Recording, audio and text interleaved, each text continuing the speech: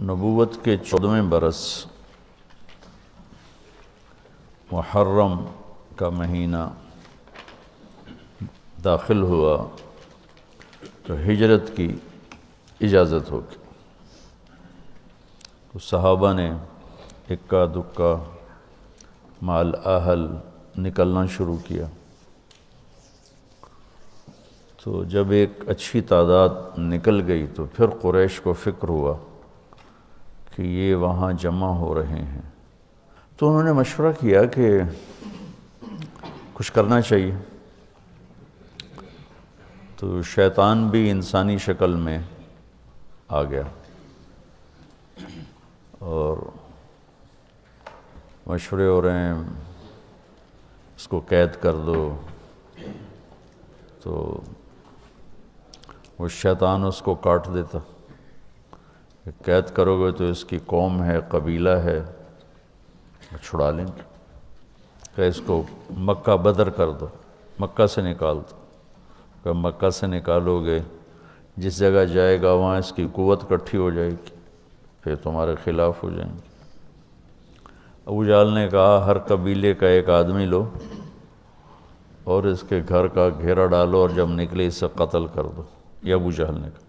تو شیطان نے کہا یہ ہے اصل رائے، کیونکہ سارے قبائل کا تو وہ بنو ہاشم مقابلہ نہیں کر سکیں گے، تو لہذا دیت پہ خود بخود بات ختم ہو جائے گی۔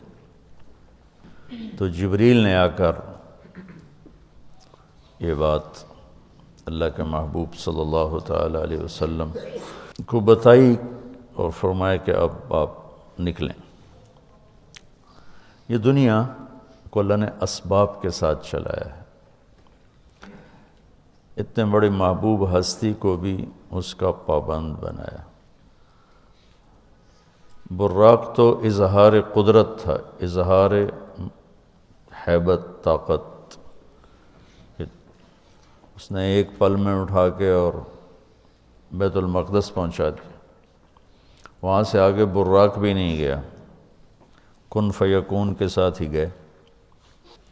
تو اب ذوف کا دور ہے، معجزہ نہیں ظاہر ہوا کہ جبریل آئیں اور اٹھا کے مدینے اتار دیں یا براق پہ بٹھائیں اور جا کے مدینے اتار دیں، معجزہ نہیں ہوا، کیونکہ امت کو سبق دینا ہے کہ جب ہم پہ زوال ہوگا پھر کیا کرنا ہے، طاقت میں ہوں گے پھر کیا کرنا ہے، قوت میں ہوں گے پھر کیا کرنا ہے، اجتماع قلوب ہوگا تو پھر کیا کرنا ہے، انتشار ہوگا تو پھر کیا کرنا ہے۔ تو آپ 26 صفر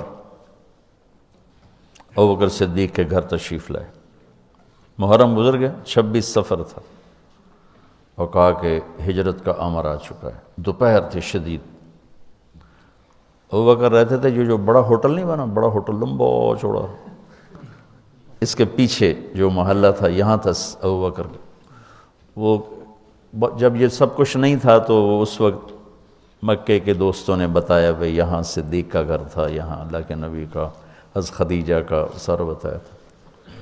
ادھر رات کو یہ سارے لوگ اکٹھے ہوئے اور انہیں گھر کا گھیرا ڈال لیا، گرمیاں تھیں، ستمبر کا مہینہ تھا، تو آپ نے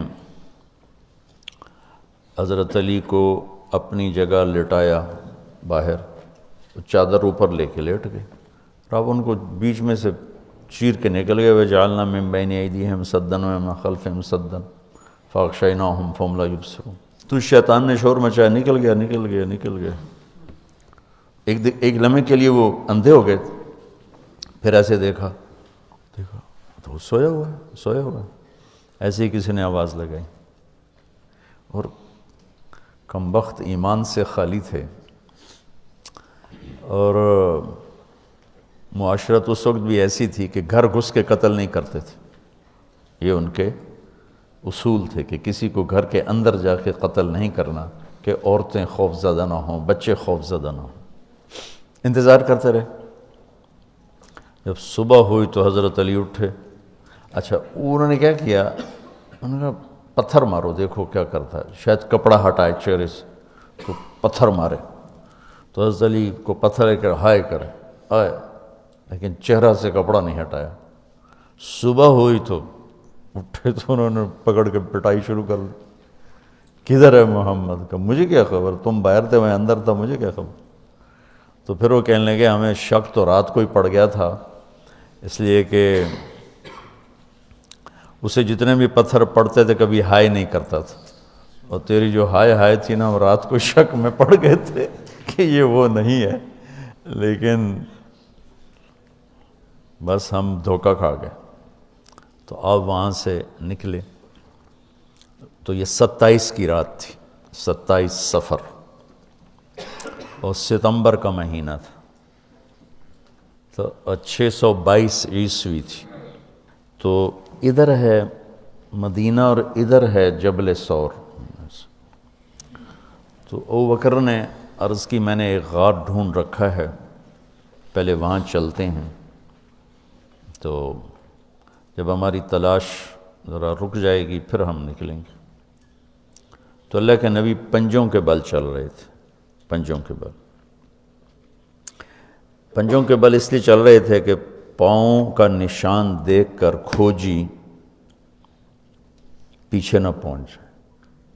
یہ ایک علم تھا جو اب مٹ گیا ہے، چونکہ سڑکیں پکی ہو گئیں تو چور کا نشان ختم ہو جاتا ہے۔ جب سڑکیں کچی ہوتی تھیں تو اس کے قدموں کو کھوجی پہچانتا ہوا چلتا چلتا چلتا اس کے گھر پہنچ جاتا تھا، چاہے وہ 100 میل ہوتا تھا۔ تو یہ کوئی مکہ سے غار ثور 3 میل تھا، تو آپ ایسے جا رہے تھے ایسے۔ ابو بکر کبھی آپ کے آگے چلتے کبھی پیچھے چلتے، کبھی آگے چلتے کبھی پیچھے چلتے۔ تو آپ نے پوچھا یہ کیا کرتے؟ کبھی آگے کبھی پیچھے۔ تو کہنے لگے اخاف الرصد فامشی امامک، اخاف الطلب فامشی خلفک۔ جب مجھے یہ خیال آتا ہے کہ کوئی آگے چھپا ہوا حملہ آور حملہ نہ کر دے دشمن تو میں آگے ہو جاتا ہوں، جب مجھے خیال آتا ہے پیچھے سے کوئی پہنچ نہ جائے تو میں پیچھے ہو جاتا ہوں، اس طرح۔ تو آپ نے بہت شکریہ ادا کیا ان کا۔ جب پہاڑ پہ چڑھنے کا وقت آیا تو آپ کی انگلیاں زخمی ہو گئی تھیں ایسے چلتے چلتے۔ کس قدر نبی اسباب کی رعایت کر رہے ہیں، اسباب کی رعایت کتنی ضروری ہے۔ تو ابو بکر نے آپ کو کندھے پہ بٹھایا اپنی کمر پہ، اور غار جبل ثور ایسے سیدھا پہاڑ ہے ایسے، میری آج تک ہمت نہیں ہوئی چڑھنے کی، حالانکہ کتنے سالوں سے اللہ لے جا رہا۔ تو آپ کو اپنے کمر پہ بٹھا کے اوپر پورا پہاڑ اوپر چڑھے، پھر آپ کو باہر کھڑا کر دے گا، آپ اندر نہیں جائیں گے، خود اندر گئے، ایسے اس کو ٹٹول ٹٹول کے جتنے سوراخ تھے پتھروں سے بند کر دیے، سوراخ باقی بچ گئے۔ تو اپنی پگڑی اتاری، پھاڑ پھاڑ کے سوراخ بند کی، پھر سوراخ باقی تھے، کرتا اتارا اور پھاڑ پھاڑ کے سوراخ بند کیے۔ ایک باقی رہ گیا جس میں وہ سانپ تھا۔ علماء نے لکھا ہے کہ وہ سانپ جو ڈس رہا تھا، ایک تو سانپ اپنی فطرت سے ڈستا ہے نا، علماء نے لکھا ہے وہ اس لیے ڈس رہا تھا کہ وہ راستہ مانگ رہا تھا دیدار نبوت کے لیے۔ یہ کئی علماء نے یہ لکھا ہے کہ وہ اپنی فطرت سے نہیں، احتجاج کر رہا تھا کہ میں نے راہ دے، میں بھی دیدار کرا، میں بھی دیکھنا چاہتا۔ یہ تھا۔ تو کہا یا رسول اللہ آئیے۔ جب آپ اندر تشریف لائے تو اندھیرا تھا، پتہ نہیں چلا۔ جب تھوڑی سی روشنی ہوئی تو دیکھا ابو بکر کا نہ کرتا تھا نہ عمامہ۔ تو آپ نے پوچھا تیرا کرتا کدھر ہے، تیری پگڑی کدھر ہے؟ تو انہوں نے اشارہ کیا کہ یہ سارے سوراخ تھے۔ تو اللہ کے نبی کی آنکھیں چھلک پڑیں، اور آپ نے ایک دم بے ساختہ کہا یا اللہ میں ابو بکر سے راضی ہوں، تو بھی اس سے راضی ہو جا اور اسے جنت میں میرا ساتھی بنا دے۔ تو اسی وقت جبریل اترے اور آ کر کہا یا رسول اللہ، اللہ تعالیٰ خوشخبری دے رہے ہیں کہ وہ آپ کے ساتھی سے راضی ہو چکے ہیں اور جنت میں یہ آپ کے ساتھی بھی ہیں۔ یہ خوشخبری ہے کہ یہ جنت میں آپ کے ساتھی ہیں۔ تو انہوں نے قریش نے کھوجی بلا لی، تو انہوں نے وہ انگلیاں پکڑ لیں اور ان انگلیوں پہ چلتے چلتے چلتے جبل سور پہنچا دیا۔ تو اللہ نے ان کے آنے سے پہلے، غار کا دہانہ بڑا ہے، ایک بیل ہو گیا، اس کے بیچ میں مکڑیوں نے جالے پھیلا دیے، ایک کبوتری نے تن کے رکھ کے انڈے دے دی، تو ان کے جانے سے پہلے 2 کام ہو چکے تھے۔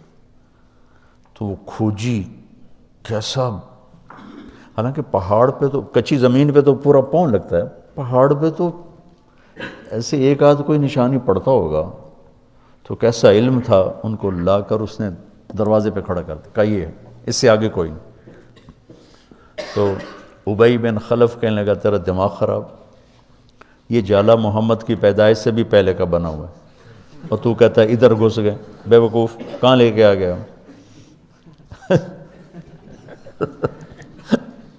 اب ابو بکر ڈر رہے تھے کہ یا رسول اللہ اب کیا ہوگا؟ تو آپ نے کہا ما ظنک باثنین اللہ ثالثہما، جن کا اللہ ساتھی ہو ان کو کیا پریشانی؟ تو امیہ بن خلف نے وہیں دروازے غار کے منہ پہ بیٹھ کے اندر منہ کر کے پیشاب کیا، اب دونوں سامنے بیٹھے تھے۔ تو آپ نے مسکراتے ہوئے فرمایا دیکھو اگر یہ ہمیں دیکھ سکتے تو یہ یہاں بیٹھ کے پیشاب کرتا، تو انہوں نے آرام سے وہاں پیشاب کیا، وہ سامنے بیٹھے ہوئے تھے دونوں۔ اللہ نے بیچ میں پردہ ڈال دی۔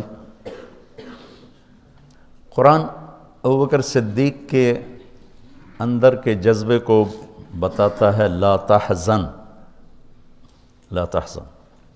قوم موسیٰ جب سامنے پانی اور پیچھے فرعون، تو ان کے جذبات کی ترجمانی کرتا ہے انا لمدرکون، انا لمدرکون۔ 40 برس کی صحبت اٹھائی ہے 2 نبیوں کی، ہارون اور موسیٰ، وہ کلیم اللہ ہیں، پہلے رسول کلیم اللہ، رسول تو ان سے بھی پہلے تھے، کلیم اللہ پہلے کلیم اللہ ہے، اور 4 بڑے انبیاء میں سے ایک ہیں، ابراہیم، موسیٰ، عیسیٰ، نوح، اور 5ویں ہمارے نبی سب سے بڑے۔ تو جب آگے سمندر اور پیچھے فرعون، تو ان کو اپنے نبی کی کوئی فکر نہیں رہی، نہ موسیٰ علیہ السلام نہ ہارون۔ انا میں غور کرو، اور لام پہ غور کرو، ایک انا اور لام، اس کا ترجمہ میں یوں کیا کرتا ہوں کہ کہنے لگے موسیٰ تو نے مروا کے ہی چھوڑا ہمیں، آپ کا کیا بنے گا، اب کیا ہوگا، آپ کی جانوں کو خطرہ ہے، ہم مارے گئے، ہم پکڑے گئے۔ تو آگے موسیٰ علیہ السلام نے اتنی شدت سے کہا کلا، کلا کا ترجمہ میں یوں کیا کرتا ہوں کہ ہو تسی اسے لیک کہ یا تسی پانی ڈوب جاؤ یا تو فرعون لتر مارے، لیکن ان معی ربی، میرا رب میرے ساتھ ہے، مجھے بچائے گا تو میری تو فعل تم بھی بچو گے۔ تو انا لمدرکون ان کے ذہن کی عکاسی کرتا ہے، پستی ذہن کہ صرف اپنی پڑ گئی، اور لا تحزن عکاسی کرتا ہے کہ ابراہیم، ابوبکر اپنی جان کا اگر خوف ہوتا تو لفظ آتا لا تخف، انہیں غم لگ گیا اپنے نبی کا کہ اب میرے نبی کا کیا ہوگا۔